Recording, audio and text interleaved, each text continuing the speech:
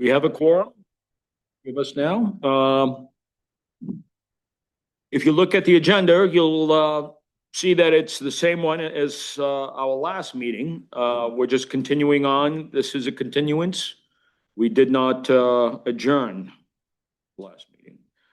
That being the case, we are at step 9, testimony from interested parties. Shane, I would assume you have material you'd like to present. Yeah.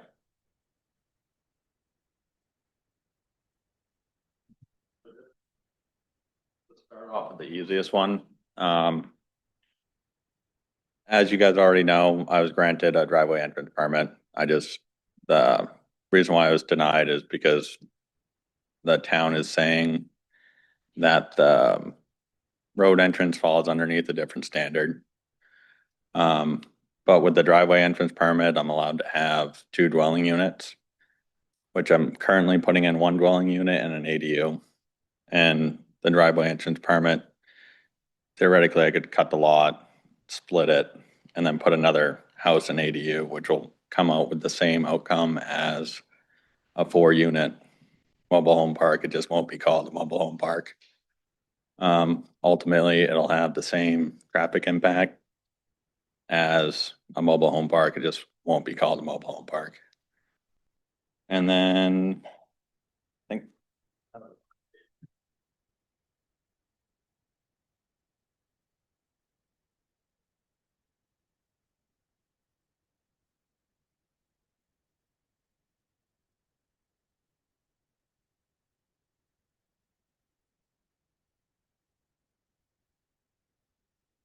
and this is a copy of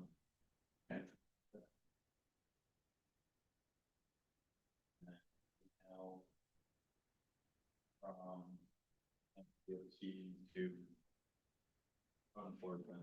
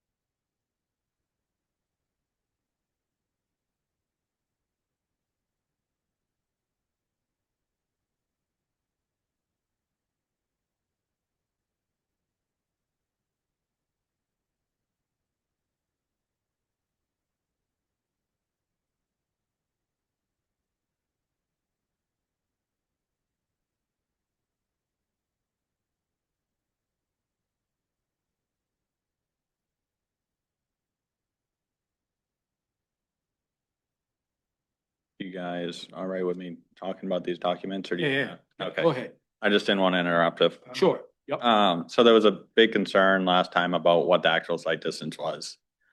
If it met the DOT standard or if it met the more, because there was discrepancy in the ordinance on what the actual site distance was. And as you can see, both lines of sight up the road and down the road don't far exceed, but they do exceed the town ordinance. And then you can also see that even after the planning board denied my application, the town planner at the time, or interim town planner, tried to get Maine DOT to revoke the entrance. And Maine DOT basically said there's no reason to revoke it. And they did approve the entrance for 14 units, and I'm only asking to use 4 units.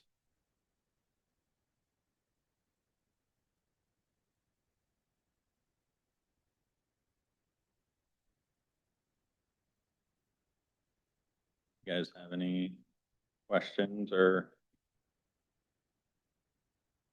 The recollection from the last time was that there was concern about the steepness of the grade that's allowed for a mobile home park entrance So that would be driveway.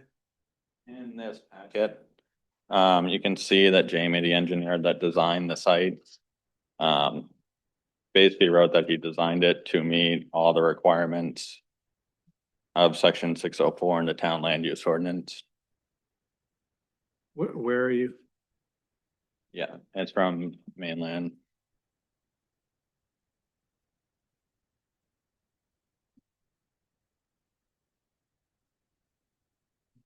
Okay, but am I right that what he's saying here is that the driveway on your land meets a 2% slope for the first 75 feet?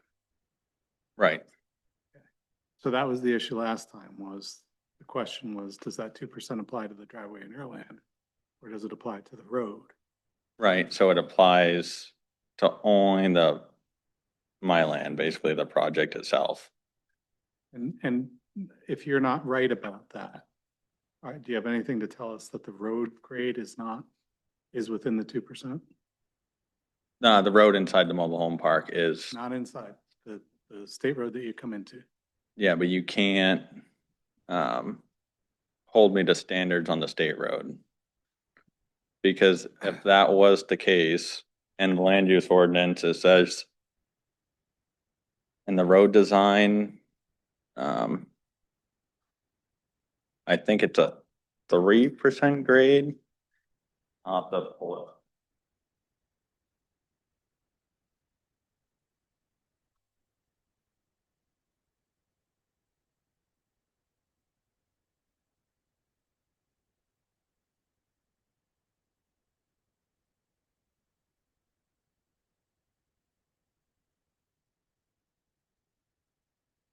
Should be on page 80.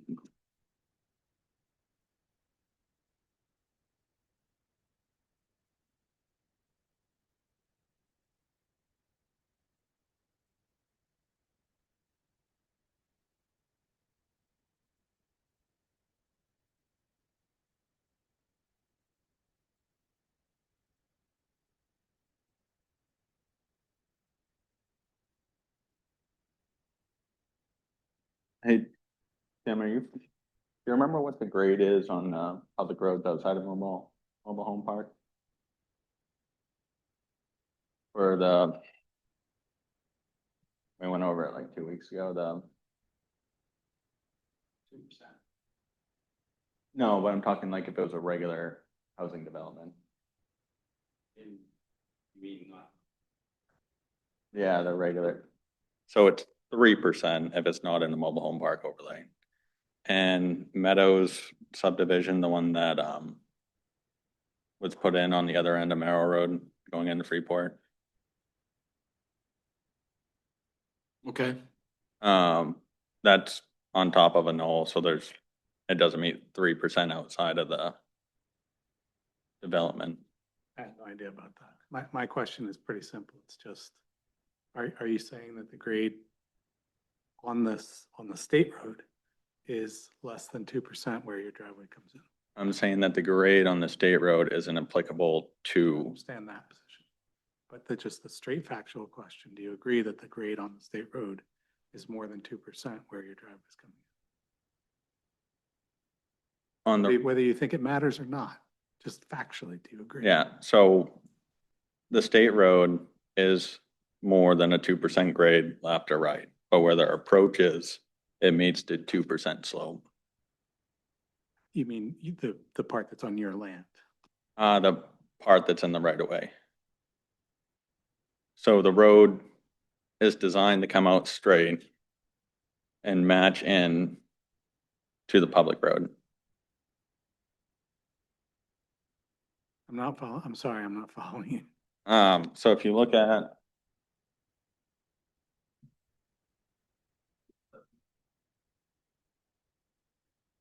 this apron on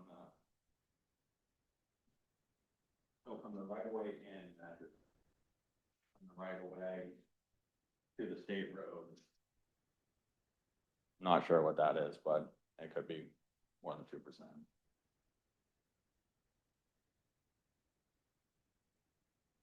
Okay.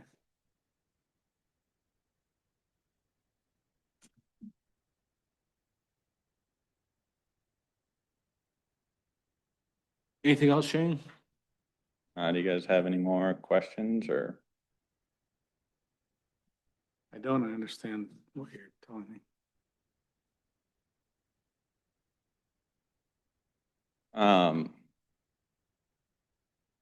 All I'm saying is that everything within the park and anything that's gonna get altered is designed to fit section 604 of the land use ordinance.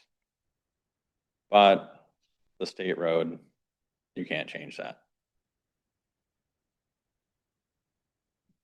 So, and the state road isn't applicable to me as the developer, because it's already existing. I would question that, Shane. I mean, if we're allowing for something that is potentially unsafe, then it is applicable. It's something that has to be considered. You don't have control over, but it may dictate whether or not, whether your land can be built for that. I mean, I had the same issue putting a driveway. We weren't allowed to put a driveway because of sight lines. It just was not a usable part of my land. Right. That's the consideration here, is that part of your land might not be usable for a driveway given the slope. Yeah, but why, did you go to the town or the state for your driveway entrance? I don't know, and driveway and road might be separate as well. So basically everything's designed off, sight distance until you get to the point that you have over 100 trips a day. Once you hit 100 trips a day, you have extra criteria. And like, I think there's a traffic analysis from last time that it's like 28 or 29 trips. But they're, like, the state hasn't found anything that's unsafe about the development. Jesse is currently in the works on providing more documentation because the dates that he submitted and the 911 reports don't line up. And then if you also look at, there was another paper here somewhere that just shows there was 2 crashes in the last 6 years in that vicinity. One of them, somebody on a dirt bike ran into the side of a car, but that was at the bottom of the hill. And another one was a slide off on the opposite hill by the natural gas station.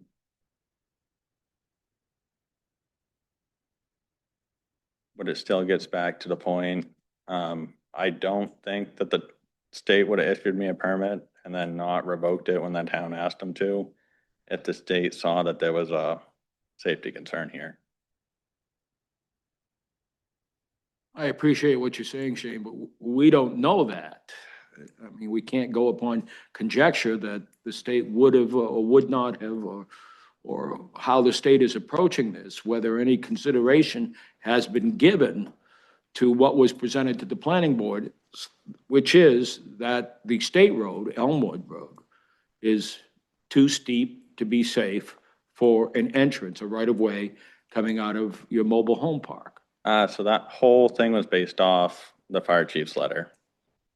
And then if you look in the emails with the regional engineer from Maine DOT, the town did send him the letter from the fire chief, from Public Works, and from Maine DOT, the school department. And then Maine DOT still says it is safe, and they were willing to reissue me a permit because there was one condition that I didn't.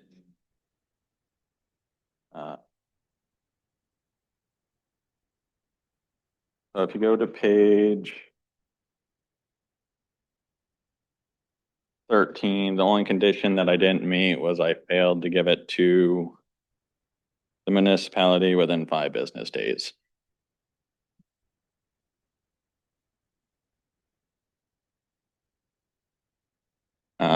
It was given to the town roughly 19 days with the next packet submission when I had more paperwork. But if you also go to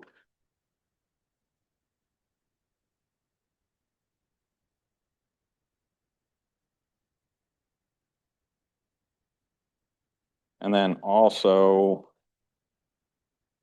panels code enforcement on October 27th, it says our town attorney says town of Panel cannot deny a local permit based on any local safety related issues. Where are you? Second to last page. Then it goes on to ask, is there anything that Maine DOT can do to insist that safety is a condition before the driveway or entrance permit is issued? Can Maine DOT rescind this permit location unsafe beyond the basic site requirements? So I feel like this whole project is being denied based on a safety issue that doesn't exist. The whole issue in place is, I believe that as the stigma around mobile home parks. And safety is a basic, easy one to deny a project on, even if it doesn't apply.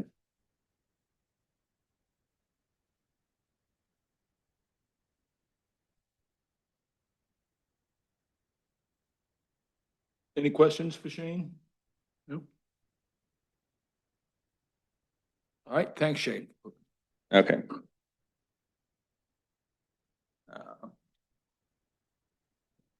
Any, would anyone like to, say anything on what Shane has presented? Please. State your name, sir, and your address. Russ Allen, 939 Elmwood Road. I met with a state guy when he was out there looking to give entrance. And I have no doubt that the entrance, was given correctly. And in discussing it with him, he said, he was there to take care of the state. He said, town, if their regulations are stricter, then, that's up to the town. But he was just there to do the state requirements. Now, in the ordinance on 604, number 2, under G, the intersection of any street within a park and the existing public street shall meet the following standards. Number 2 under that, maximum grade within 75 feet of intersection. The maximum permissible grade within the 75 feet of the intersection shall be 2%. That hill's 8 or 10 all day long. I've never done it, but I think that's what you'll see. It's well over 2. It's right in the code book. And I got thinking, why did they put that in there? Because it's a mobile home park. This is on the mobile home park. And how safe is it for a bunch of people coming and going year round on grades such as that, or within the park? That's why it says within the park also. So, to me, somebody knew what they was doing when they put this code together. Thank you. Thank you. Anyone else? Any other comments? Points?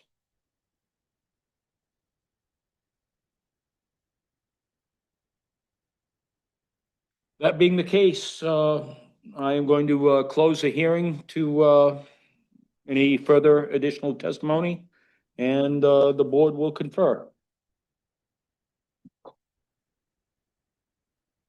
Ben, any advice?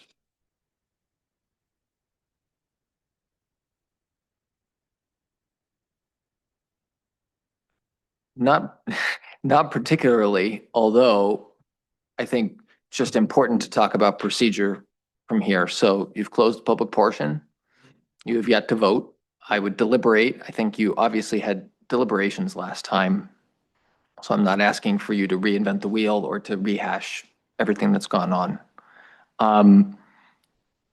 I do have, based on your conversation last time, a draft notice of decision, which I think, although you are free to change direction from where you were before, I think mirrors what was discussed back in, that must have been January. So your next steps are to continue to those deliberations. And I think as a recap for the board, because it's been a little while, there were two specific standards that the planning board denied the special exception with regard to. Those are specifically the performance standards within the mobile home park. That's section 604C2. And then also in the site plan review standards, section 807F. And so what the board should do, again, is to recap both of those. Decide whether you feel that the appellant has met his burden of proof in proving that the planning board was incorrect in determining that the application did not meet one or both of those criteria. Of course, it's imperative in order to grant the appeal that the answer be that the burden is met as to both of those standards. You can have a vote at that point, and then I will work some AV magic essentially to try and project the Word document up onto the screen so you can go through that, make any changes that you want in order to reflect your decision, whatever that is, and then you'd be in line to adopt that decision tonight. If you choose not to, if you want to take a break at that point, the only consideration, of course, is that you have 7 days under state law in order to adopt a decision after you've had a vote. So I think that's possible to do it all tonight. If you get to a stopping point, if you hit a roadblock, if you feel as if you need additional time to deliberate, I'd urge you to continue the meeting and to a point where you can have a vote on both the ultimate decision and the findings at the same time. So I will leave it there, and I think it's up to the board at this point to go through those two standards specifically. You've heard a little bit of additional information tonight. Go forward from there, and when you're ready, we can move forward with a vote and ultimately move forward with a notice of decision, findings of fact. And is there any reason that we shouldn't hear kind of the recap where we were last time before we deliberate? I don't think we have to hear the entire draft, but that portion that relates to the substantive portions that we're deciding. Yeah, I mean, I will tell you right now, so what I have is a little over 6 pages. I can go through the background and the actual findings of fact before getting to the actual substantive discussion, or I can go through the entire thing. I don't think it's inappropriate necessarily, but the caveat I would say to all of this, of course, is that I am only the scrivener here. I'm here to provide legal advice. I put this caveat out every single time. This is not my decision. This is your decision. My only job here is to try and form your discussions and your ultimate understanding of the case into something that would pass muster on appeal, especially in terms of how thorough it is and the findings of fact there. So I'll defer to the board. I think I'll defer to the board as to whether you want to start moving through those now. I think it might be helpful though before we do that, for the board to have a little bit of internal discussion and again, to remind yourself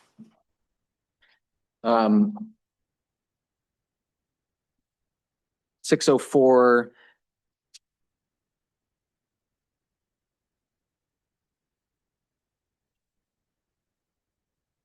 to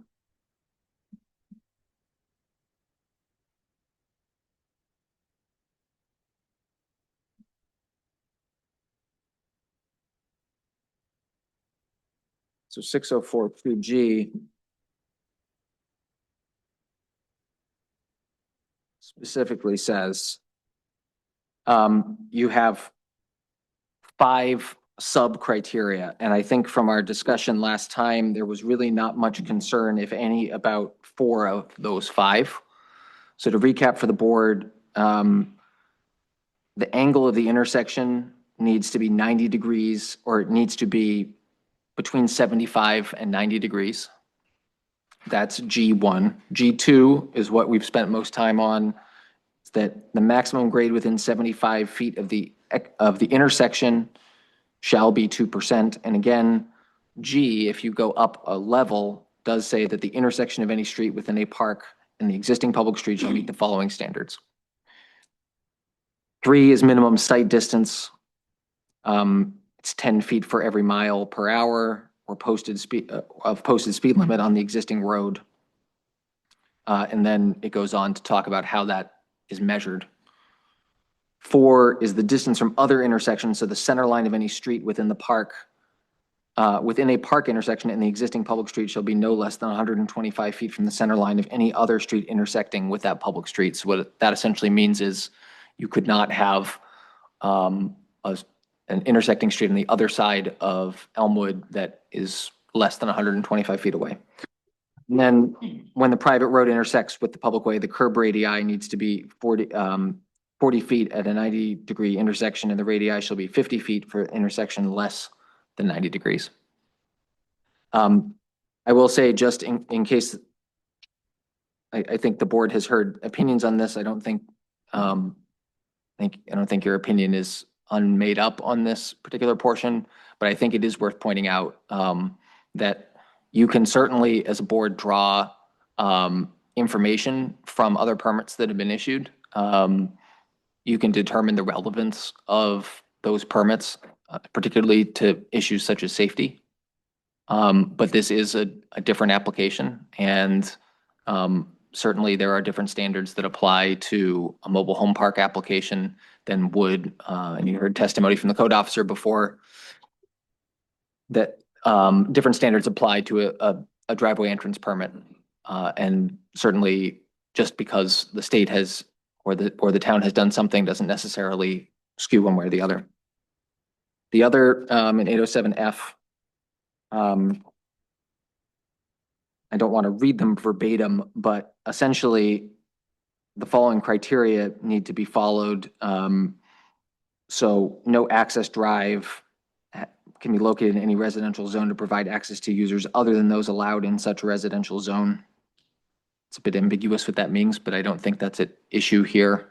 All entrance and exit driveways shall be located and designed in profile and grading to afford maximum safety to traffic, provide for safe and convenient egress and ingress to and from the site, and to minimize conflict with the flow of traffic. C is the dimensions need to be designed to adequately accommodate the volume and character of vehicles anticipated to be attracted daily onto the land. D is the provision shall be made for convenient and safe emergency vehicle access to all buildings and structures at all times. And then E is the exit, any exit driveway or driveway land shall be so designed in profile and grading so located as to provide the following minimum site distances measured in each direction. So you do have 2 different site distance requirements, one in 807, one in 604. And the board needs to decide whether the testimony that you've heard is adequate to meet those particular standards. The 807F site distances. Right, so I think the testimony is, I don't remember off the top of my head what the speed limit is on Elmwood. It's 30. That's right. Yep. So at 25 miles an hour, it's 160 feet. At 40 miles an hour, there's nothing between 25 and 40 on this table, but at 40 miles an hour, it needs to be 275. The other one is, you're right, it's 10 per mile per hour. Yep, yep. We did have that question. I think the site distance is showing that it's above even the limits that are in progress. That was the only open question, Alice, that I had from last time, is that there was the request from the applicant to submit additional information as to the site distance. And I don't know, I don't have that paper in front of me, but what's the site distance as shown?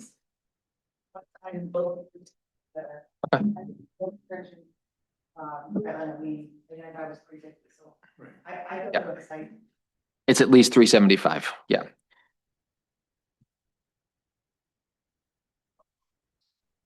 I can get it later, that's fine, thank you.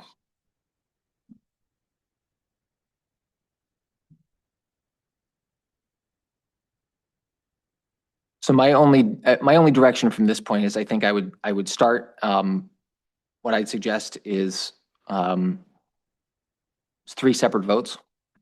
One, well, even though even though there are 2 standards in 604 and 807, there was really only one,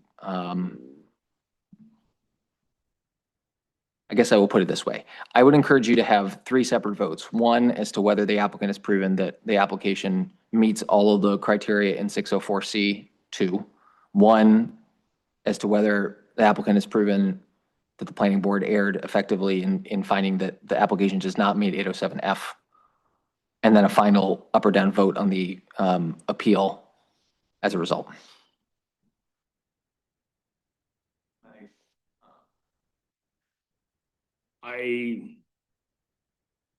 Yes, Shane, in this, yeah. I did print off the minutes from last planning board meeting. I feel like it was done in haste and frustration, and the planning board didn't want to deal with the project. Because we offered to submit them additional information. We offered to back the traffic studies and then the crash reports, and then talk to the fire chief about everything. And the chair of the planning board decided to just vote to deny the whole project. So it was done in like a quick manner instead of, At this planning board meeting, you offered to provide more information. Have you had the opportunity since then to provide us with that information? yes. Okay. So, Thanks. and I do have the minutes if you guys would like those. Thank you. The only thing I'll point out on that point is because this board's review is de novo, that you're not limited to just considering the information that was presented to the planning board. So the important part, which I think the appellant has just noted for you, is that he has had the opportunity to provide all of the relevant or information that he deems to be relevant here. So it's not necessarily invalidating in and of itself that that opportunity may not have been provided at the planning board hearing. That's what this board is here to do, is to review that decision and reverse if you feel it's necessary. Thank you, Ben. What say ye, board? I mean, I'll go first. I'm not sure my position on 807. I will visit that one, but I feel pretty strongly that 604C2 is still not being met, and I don't think it's any fault of James for all the opinion.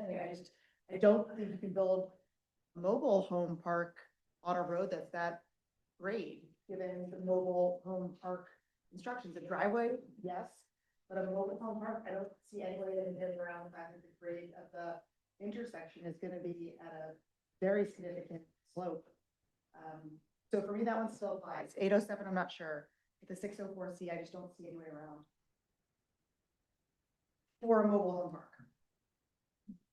Cliff? I agree. I agree with everything that was just said. I don't think that 2% is met. I understand that that the applicant here reads it differently than we do, but I'm confident that we're reading it correctly, and that 2% does apply to the state road portion. That does not require the applicant to control the state road or to do anything to the state road. It requires the applicant to control where he sites his driveway for a mobile home park. And if he can't do it on his land, then that means that parcel isn't fit to have a mobile home park. But that's just not every parcel is fit to have a mobile home park. I don't think he meets that standard. So I don't think the planning board erred there. I'm not hearing anything on 807F that would make me say under 807F that I would be, that he should be denied. There was a more general, I think, safety concern, if I'm recalling correctly, that maybe the planning board had raised, but Safe and convenient egress. Yeah, Yeah. but nothing that I've heard separate from the 2% requirement would make me,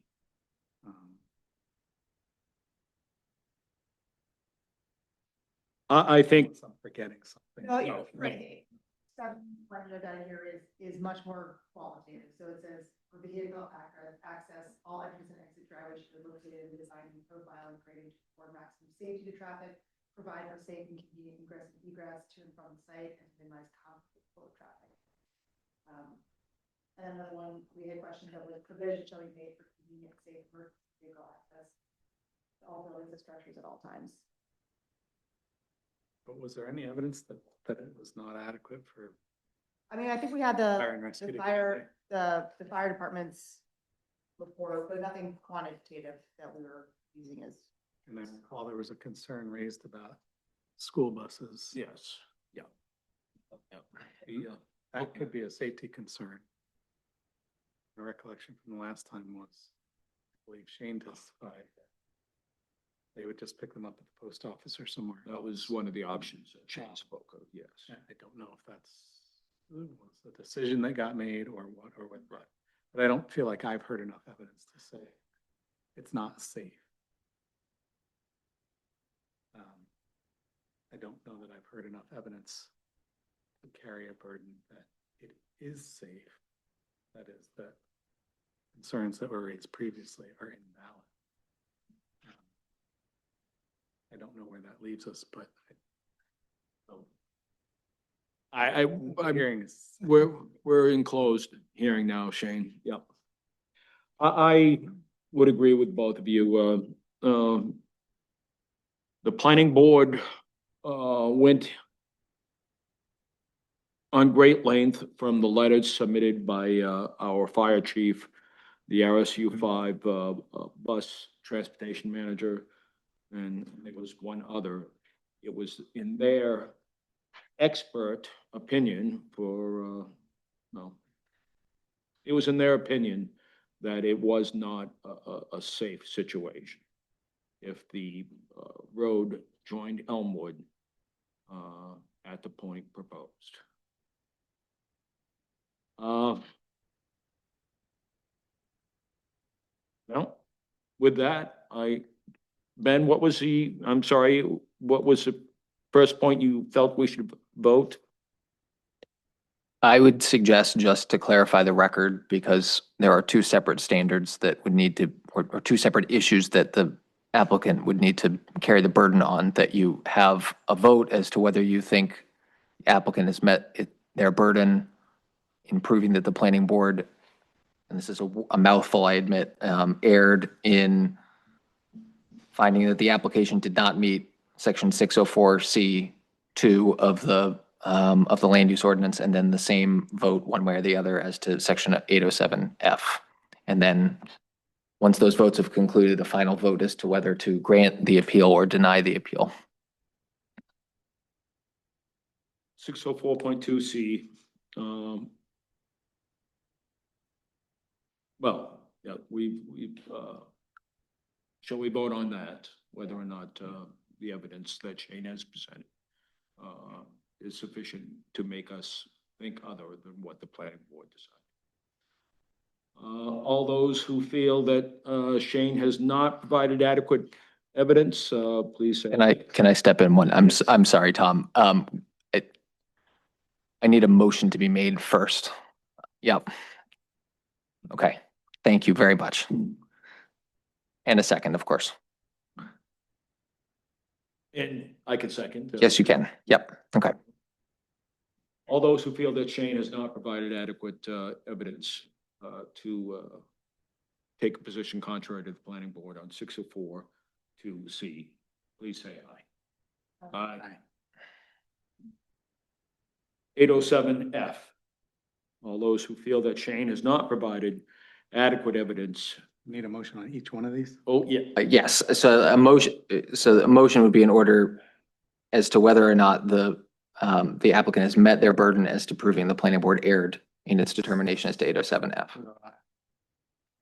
I would make a motion that we find that the applicant has not met his burden to show that the planning board erred with regard to its finding this date of 7.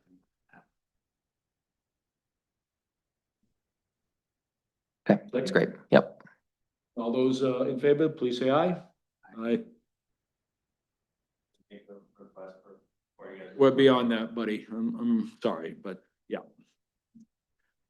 And the final question is whether some wording, please. Whether to either grant the appeal or deny the appeal would be the motion. I would move that we vote to deny the appeal. All those who agree, please say aye. Aye. Okay. So now we have findings. I'll ask for the board's preference. I can either read or we can put it up on a screen. Yes, I can. It is a draft. There will be edits made. Yep.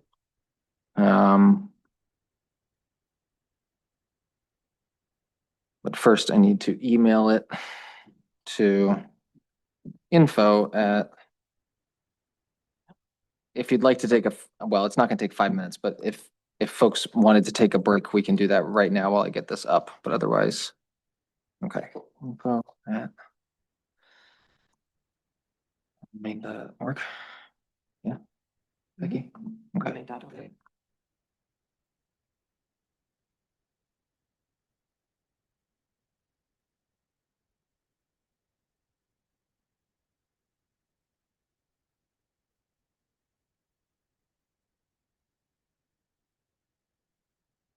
That's.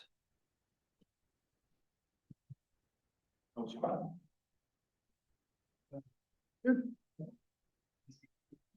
got a lot of snow.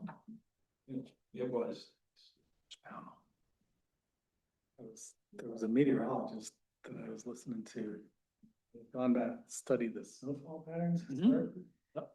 He said, everybody thinks that we get less snow than we used to. Yeah.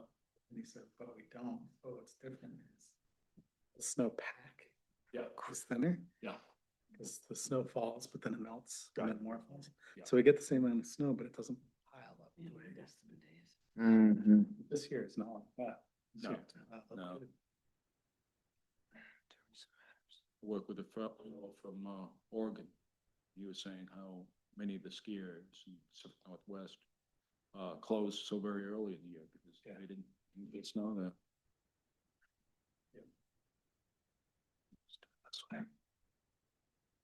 I was surprised to hear that they were saying that despite all the snow that we've had, we're still gonna be in drought conditions.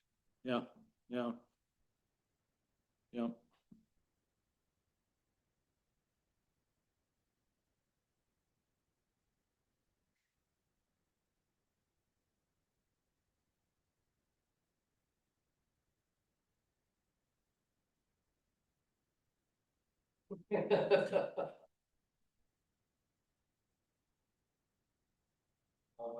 I imagine that's changed quite a bit the past few days.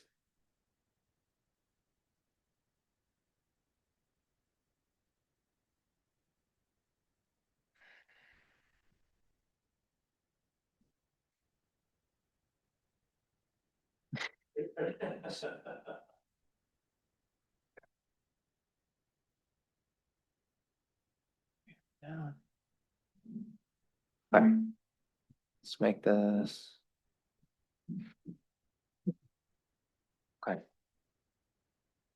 The way I typically like to do this is so as not to hear me read everything off. I'm going to ask, we're going to start with each individual paragraph through here for the background.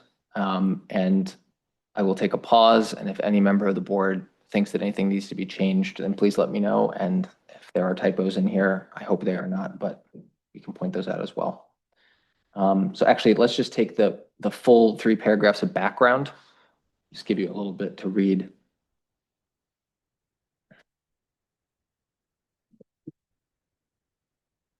And I'm going to blow it up. Ben, could you increase the size? Yes. A little bit? Is that better? Great. That's Okay.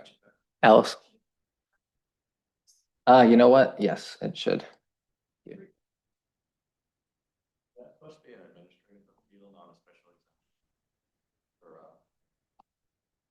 It's not because the ordinance provides a special type of appeal when a special exception application, which is what a mobile home park has been denied by the planning board.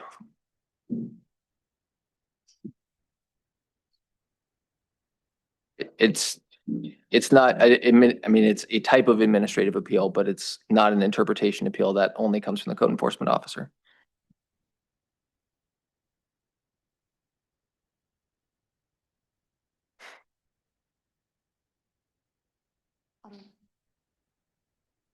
Oh, thank you. Yeah.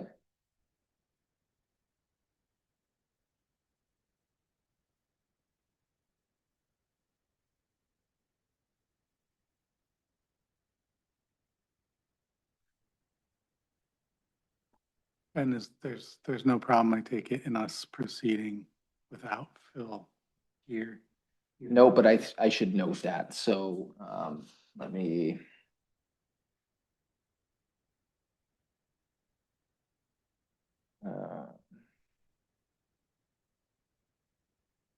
Add this, who was not present for the continuation. Meeting.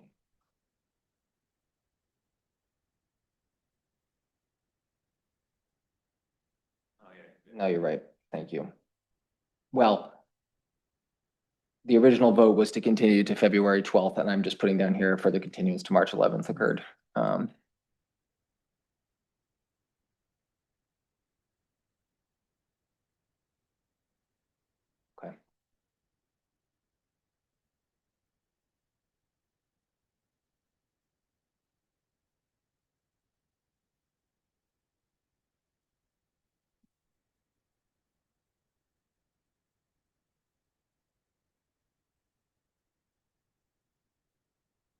Any other tweaks? Okay. Nope. So these are the findings of fact. I'll go number by number, but the beginning's gonna be pretty basic background information.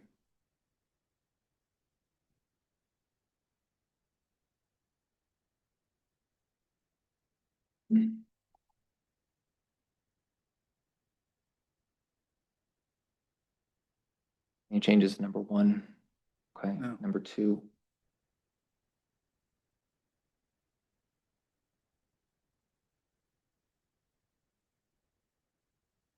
Anything in number 2? Not that I see. Okay. Number 3. Nothing on 3. Okay. Number 4.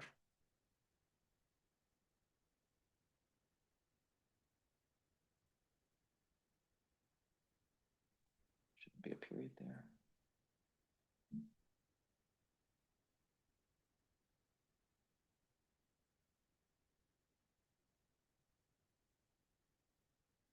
Okay. Number 5.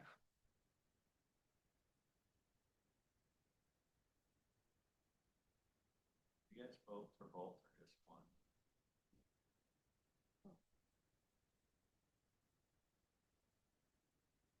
Okay, number 5, all set? Yep. Yeah. Okay. Number 6.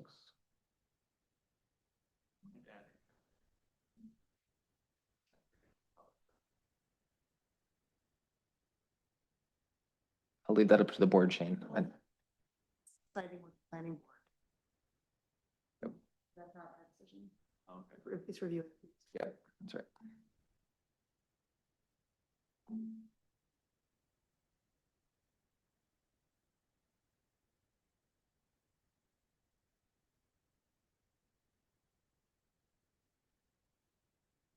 Okay, number 7,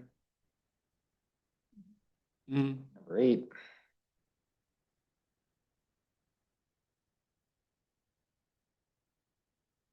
Nothing. Okay, number 9, again, if there are other pieces of evidence that were presented tonight, I haven't added those yet, so. So number 9, is this the public hearing on January date, or does it matter? Public hearing was technically continued tonight, so I think it can be in general. Like I said, this is the 3 points that are underneath 9 were all in response to the first meeting. I haven't added anything tonight. So if there was additional information that the board wants to add to this, then please let me know.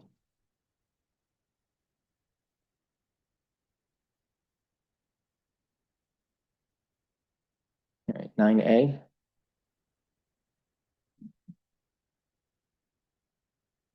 Okay, 9B.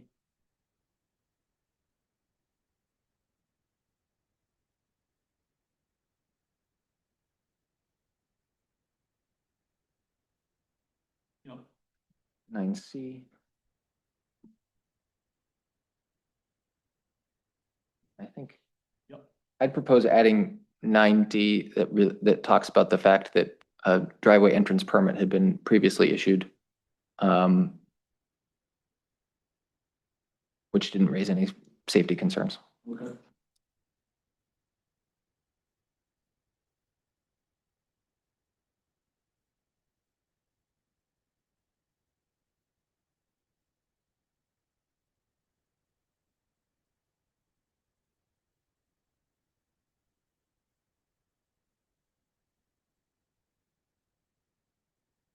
And should we note that he presented us evidence that he does meet the sightline requirements?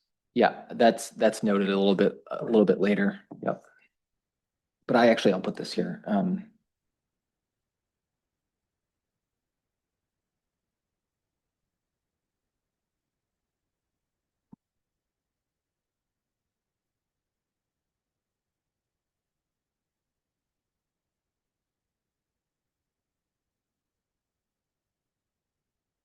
Should be site distances, I suppose, because there's one in either direction. Mhm.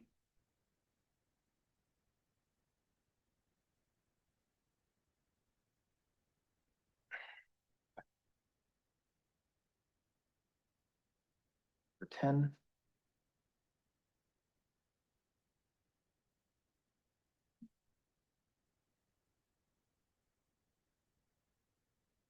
Yep. And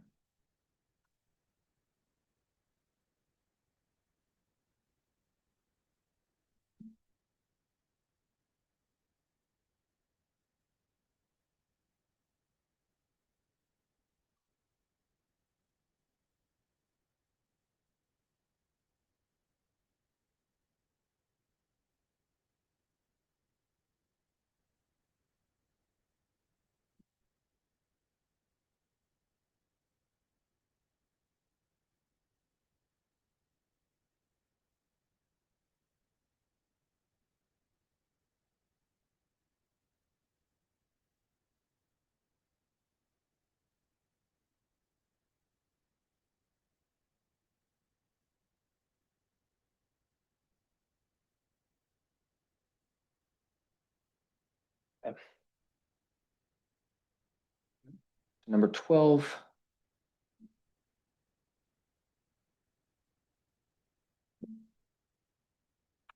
I should put this of section 07F.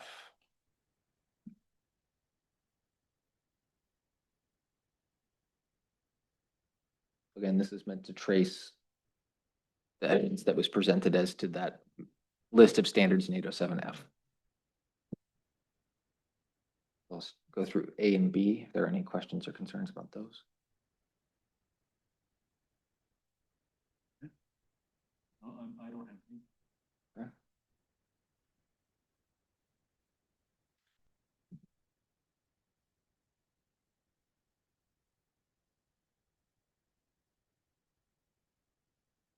D? Yep. Okay. D, Yep. E,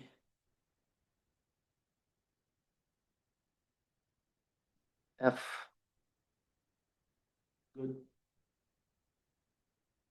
G, Good. and this is where, Those roads. 371 to the north. To the south.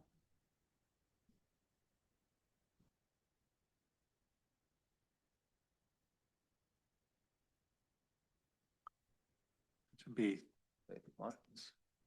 yeah, and it should be site like Vision Yeah, site. you're right. This is why I deal with site plans all day and you. Okay, Yep. Yep. J. Then K, this one's a little bit lengthy, so I'll do the first part and then move down to the bottom.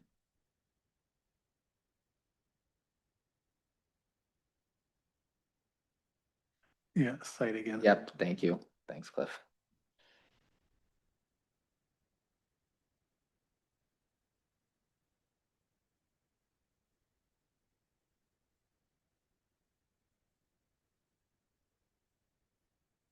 Move down.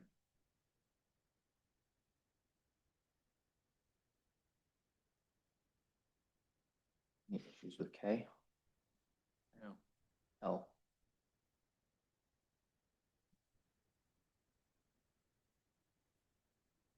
No. So those are the full findings of fact. Based on what I heard tonight, I think we've adequately captured what additional information was put into the record tonight, but if there are other holes or items that you want to add that you think are relevant to ultimate conclusions, please let me know at this point.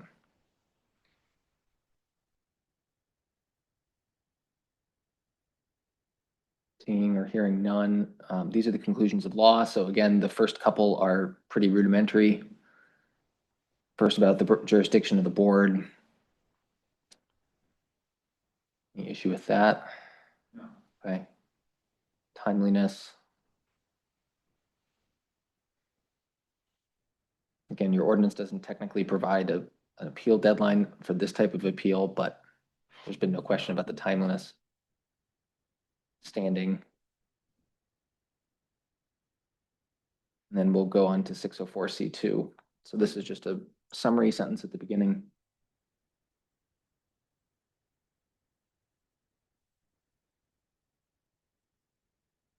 Okay.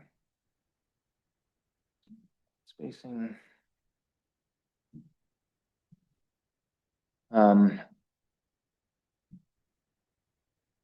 So I'm just going to read this out loud just so we can go. So although the application complies with nearly all of these standards, being those in 604C2, the evidence plainly shows that the grade of the portions of Elmwood Road that lie within 75 feet of its intersection with the proposed mobile home park access road exceed 2% in grade. This does not comply with section 604C2 G2 of the ordinance. The board appreciates Mr. Brady's argument that he has no control over the grade of a town road. While this may be true, this fact does not relieve Mr. Brady of his responsibility to ensure that the proposed mobile home park complies with this provision of the ordinance. Section 604C2 G2 is intended to ensure that newly created intersections between townways and mobile home park access roads are safe. Finding an alternative location for the mobile home park's access could potentially cure this issue. The board therefore concludes that Mr. Brady's application does not comply with section 604(2) G2 of the ordinance, and as such, the planning board did not err in concluding the same. Mr. Brady's appeal must be denied on this basis. Okay. This one is more lengthy because again, there are, so I'm not going to read all this out, but I will leave you with the first paragraph.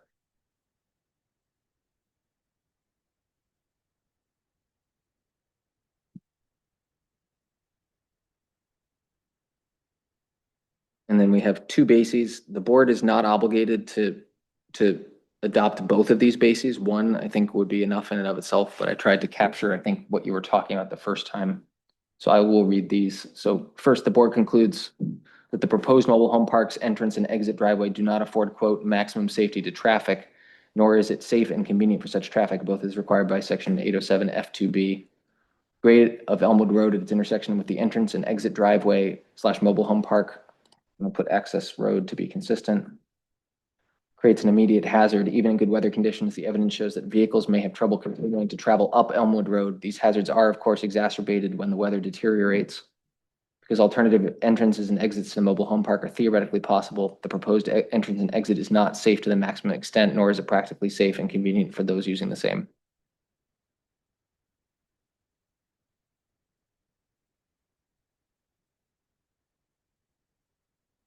any additional reasoning that you think is relevant in this area? Okay.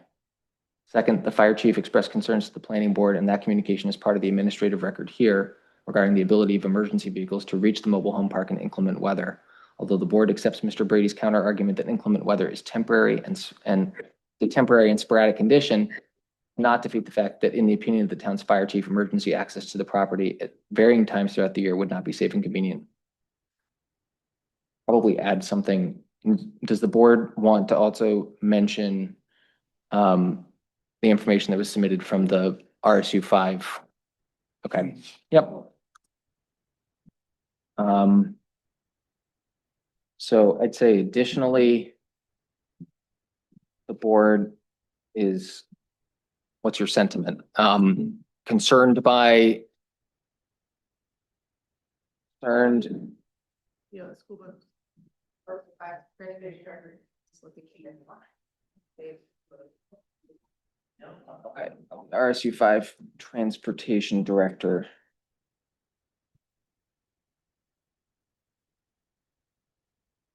Which is that the proposed intersection would not provide a safe area for school buses.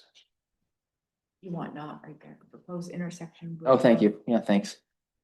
Would not provide a safe area for school buses to pick up and drop off students.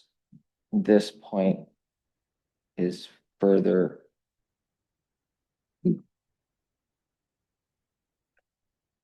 evidence of the unsafeness is not a word.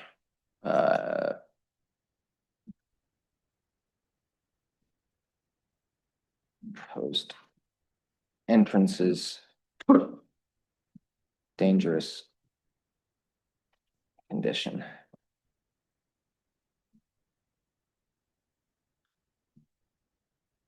Anything else you'd like to add here?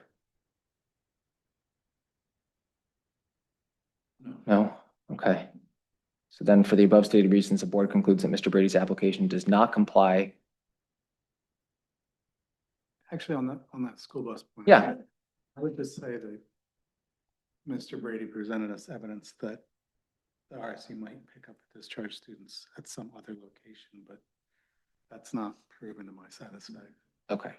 Yeah, just if you want, how the board's missing the road commissioner's language was, I'm particularly worried about the safety of the school buses and other vehicles. Start or restart on hill during the grade and limited traction during snow and ice. If they have it from either direction. So I'd say a concern for the school bus, but also he presented concerns for. Traffic in general. Yeah.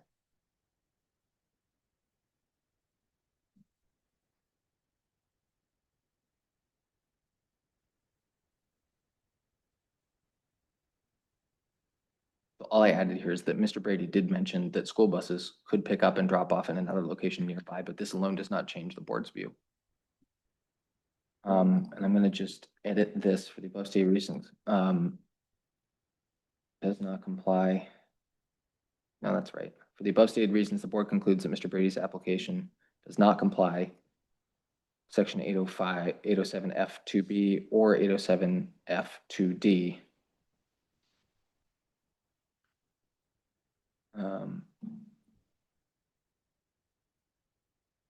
I'm gonna just add here for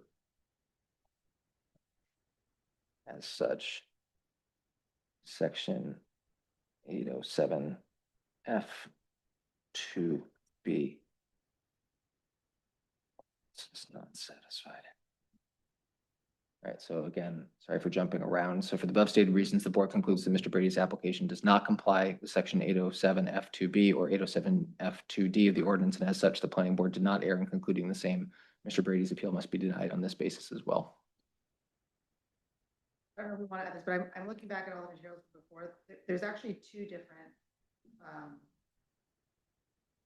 inputs. One is from the road commissioner and one's from the director of transportation.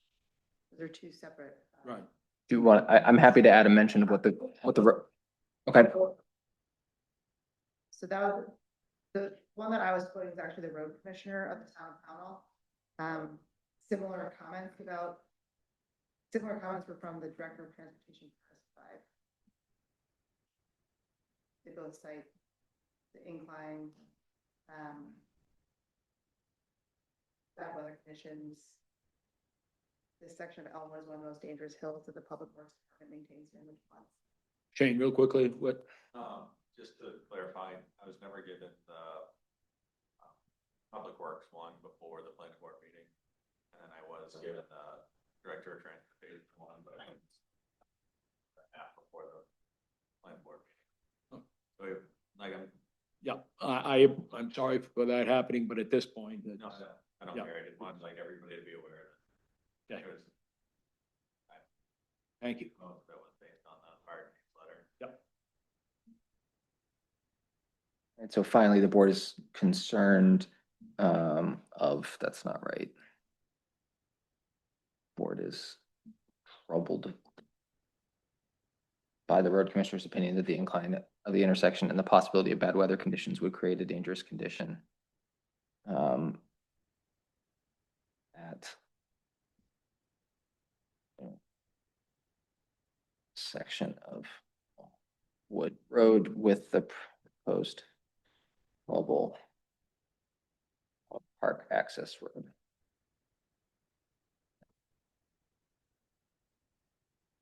Mr. Brady.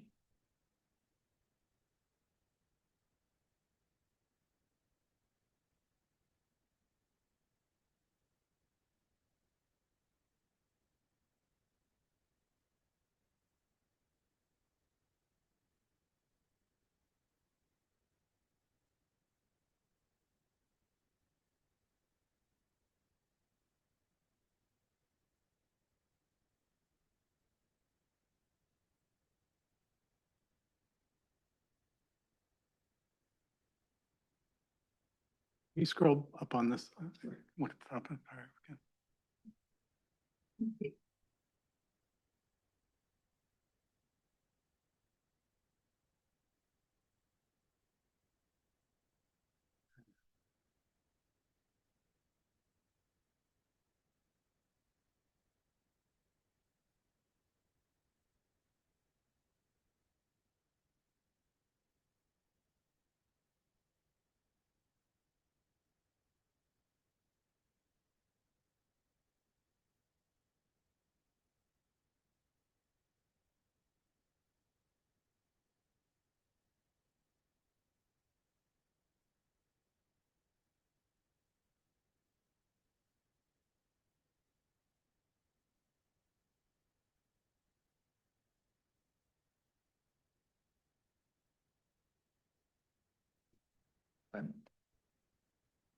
Anything else?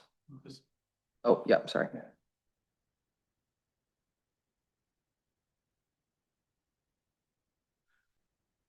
So where his application was denied.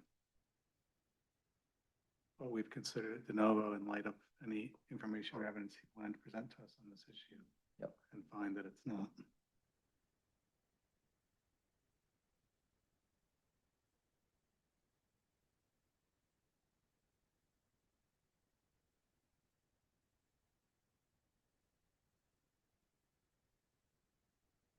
You get a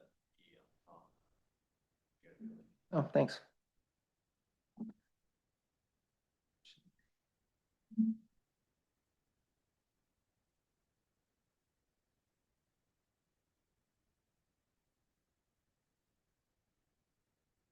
That's that. The decision is based on the above findings of fact and conclusions of law. The Board of Appeals, one, decided that the planning board did not err in concluding that the proposed mobile home park to be located off Elmwood Road, map 9, lot 6-1, did not comply with section 604C2 and section 807F of the Town of Pownell Land Use Ordinance, and voted, this will be 3. What's Phil's last name? Wentworth.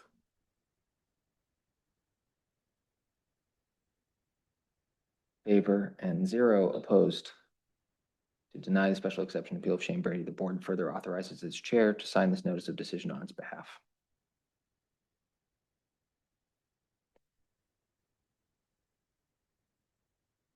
there's nothing else, then the motion in line would be that the board accept and adopt the findings of fact as presented.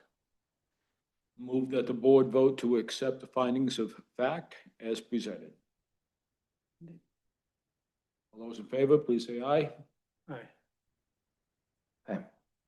What we'll do is well, either tonight or what do you want to do? Do you want to print it off tonight? Email it right down to me and have a print in a couple of Great, minutes. great, Yeah, so great. why don't I'm we gonna- email it to both of us, save it to the desktop and then email it to you. Where's your desktop?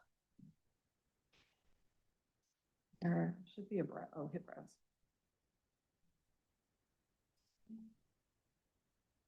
You press it. I can't do it.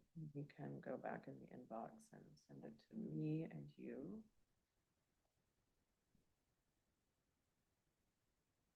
That being said, I'll accept the motion to adjourn. Second. All those in favor, say aye. This meeting is adjourned.